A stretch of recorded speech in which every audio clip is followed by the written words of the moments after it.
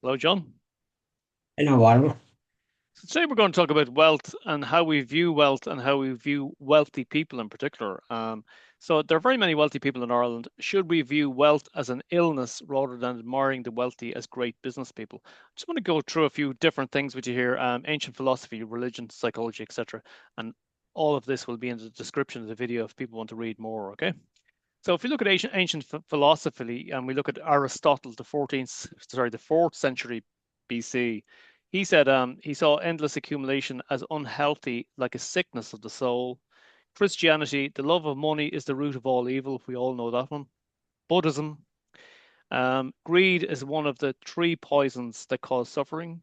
Hinduism, wealth isn't wrong, but clinging to it creates bondage of spirit. Psychology studies show money activates dopamine pathways, much like gambling or drugs. Each financial gain is a hit, but satisfaction fades, leading to the chase for more. So, what's your view on wealth creation? You've been a business person, and I'd like you to hear your views. Yeah. Well, when you're in business, you want to make a profit, and a profit in such a way that you will be able to live and sustain yourself and pay your bills as to come due. And I was able to do that and pay the value added tax, which was due every 2 months, and I paid it on time, so there was never bother with the income tax.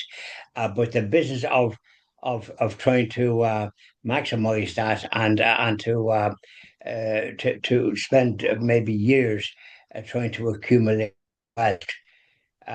Most of the business that I would have been at was to have a certain amount of security, and when you're in business, you know it's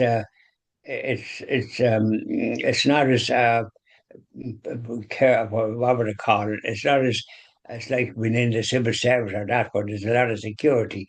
Business can be insecure, and a perfect example of it that happened locally one time was when a business that was successful, and suddenly products come from the north that undercut this particular um, person that had this and doing very well, and it resulted in suicide. Now, that was an extreme case. People, for example, that had a lot of wealth, and we don't hear much about it, but had a lot of wealth in property and one thing and another before the crash, I think in 2008, and suddenly their wealth disappeared, and a lot of suicide.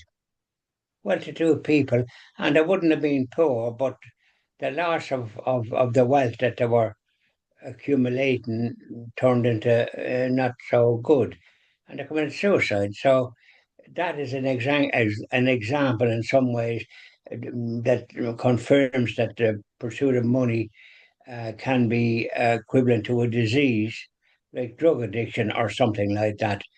And of course, Jesus said in one of his profound statements, "What is a proper man if he gains the whole world and loses his soul?" And he also said, if a person pursues money, then they neglect the spiritual development. You've got to have you've got to have a balance between the two.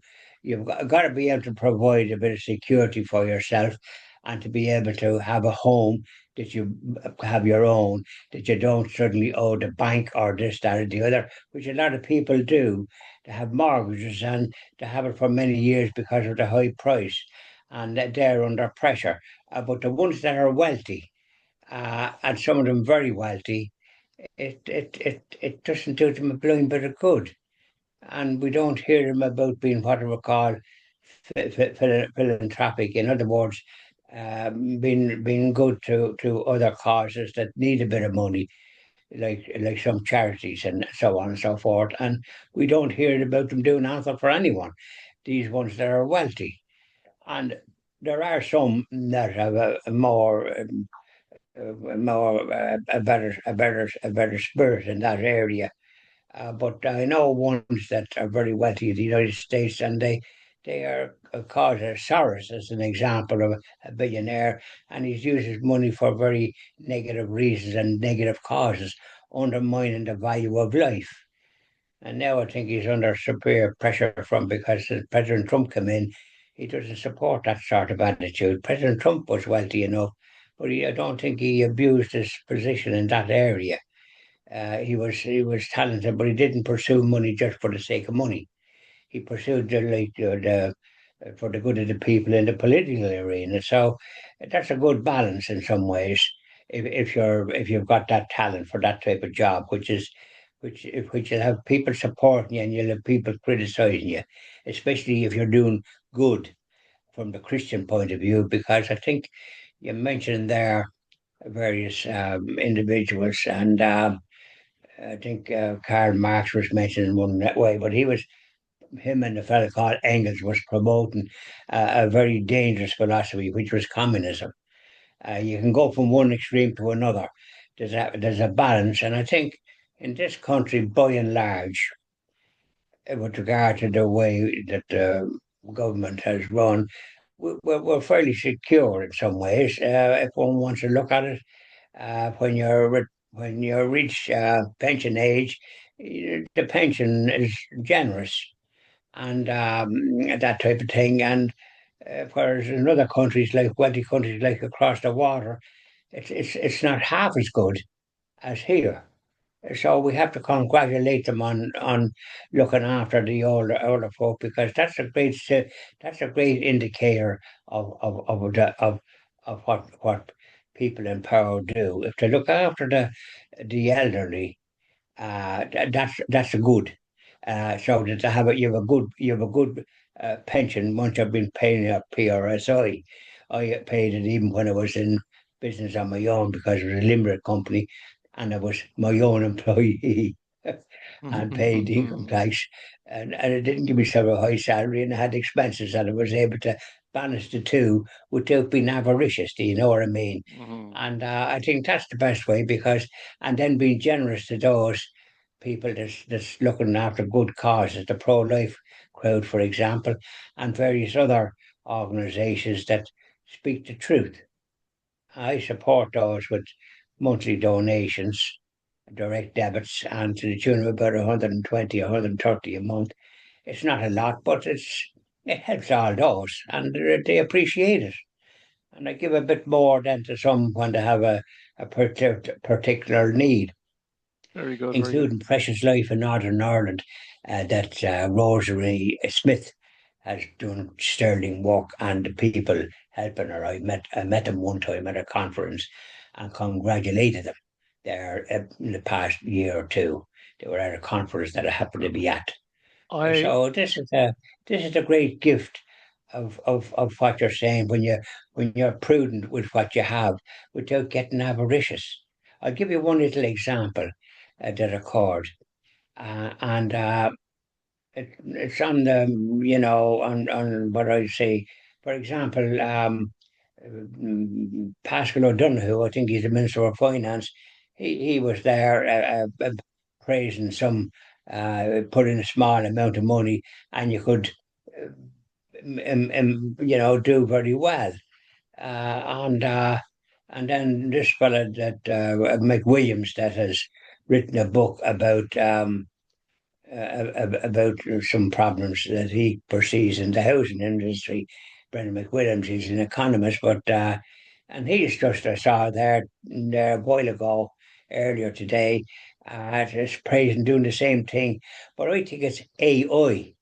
They're not doing that themselves mhm. because I thought it was the Minister of Finance making and I supported it. The next thing is I'm getting phone calls from 044 from ones that seem to me to be not Irish Yeah. and very pressurised.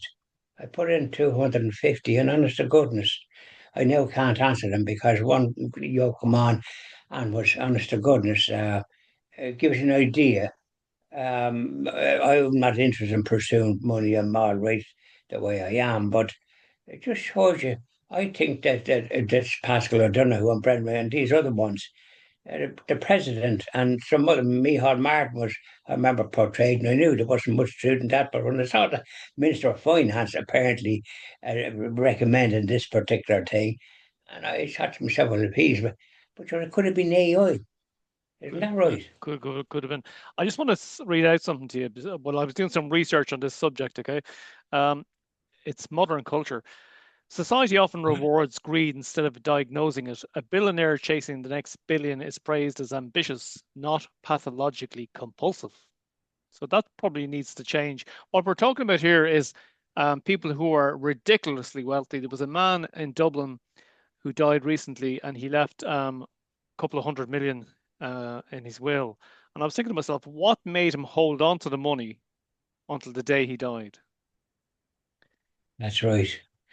And I think the same individual is not reputed to be in any way generous to causes that might benefit from a bit of help in that financial area. I think that's generosity, and Jesus also said, if you pursue money, then you neglect the other thing. So there's a balance, isn't there? There's a balance. But these ones, I think, that have more money than they need and seem to pursue more. It's a form of avarice, isn't it? Greed. It'd be another word for it, and it could be a psychological. It doesn't. The more you have, doesn't make you happy or anything. As a matter of fact, quite the reverse.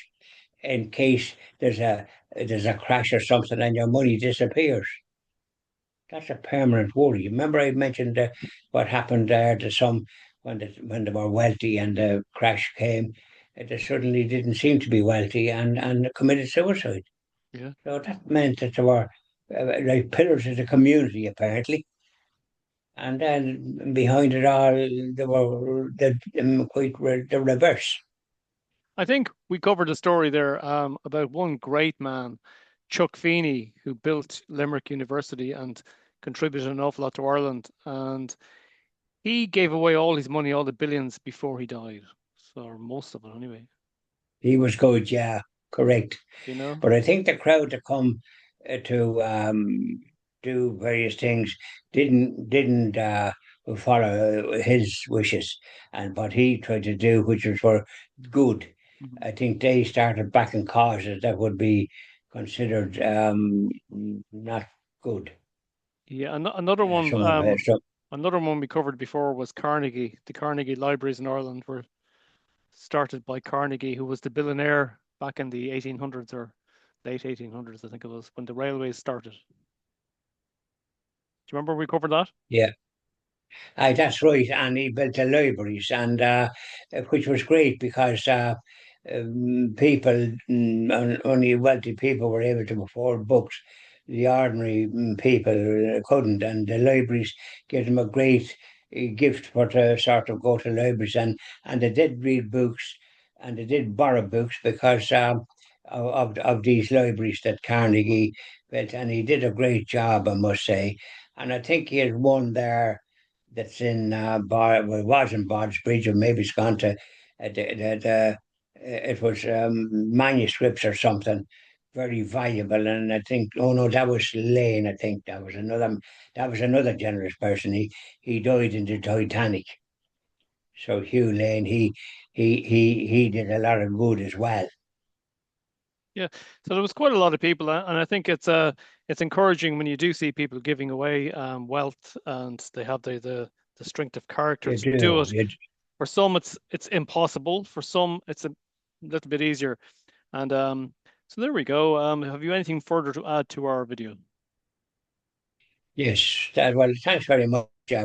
We sort of see the pursuit of wealth and the philosophers and all those down the centuries regarded it as a disease and not to be recommended. And remember, the word disease comes from dis-ease, not at ease. Okay, That's right. Yeah, very good. yeah. Okay then, John. Okay, right, Oliver. Thank you. Bye bye. Bye bye. Yeah, bye.